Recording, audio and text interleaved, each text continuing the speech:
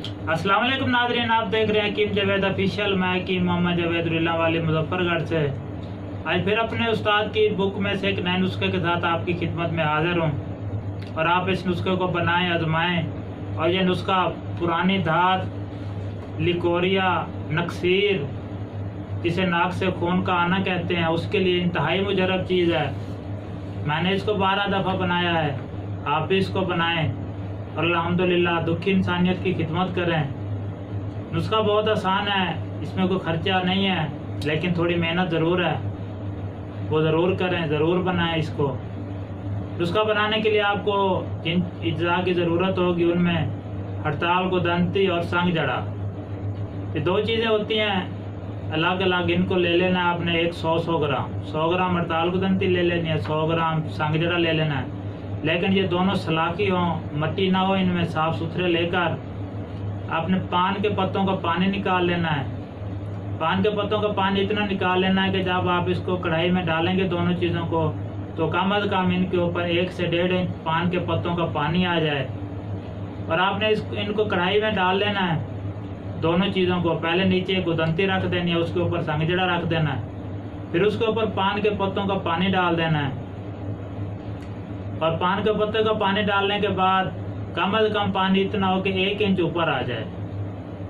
और फिर इसको आपने इसके ऊपर दूसरी कढ़ाई को उल्टा रखकर साइडों को आपने मिट्टी लगा देनी है, गारा जो बड़ी नरम गूंद कर आपने वो लगा देना है।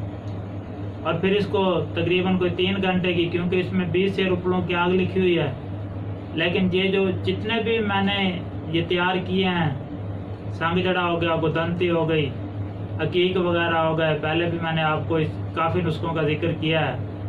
क्योंकि पहले दौर में तो ये उपलों की आग दी जाती थी, लेकिन अब हमने उपलों की जगह गैस का इस्तेमाल किया है और अल्हम्दुलिल्लाह फिर भी वही रिजल्ट मिलता है।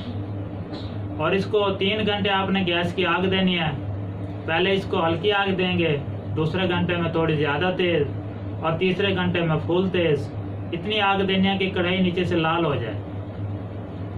और फिर इसको ठंडा होने के लिए रख देना है। जब ठंडा हो जाए तो आपने इसको निकाल लेना है और फिर दूसरी बार फिर वही अमल दोहराना है। इसको आपने दोनों को सफूफ कर लेना है, ज़्यादा बारीक नहीं करना।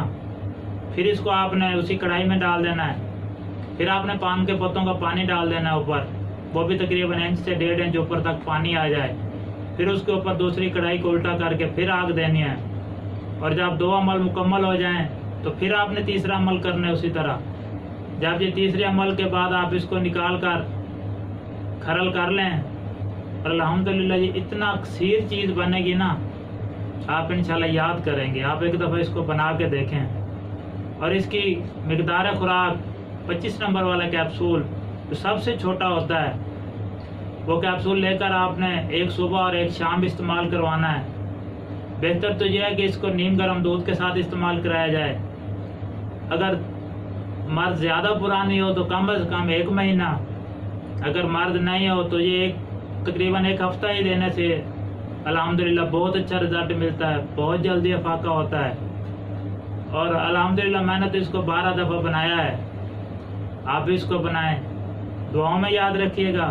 हकीम जावेद ऑफिशियल देखते रहिएगा। जज़ाकल्लाह।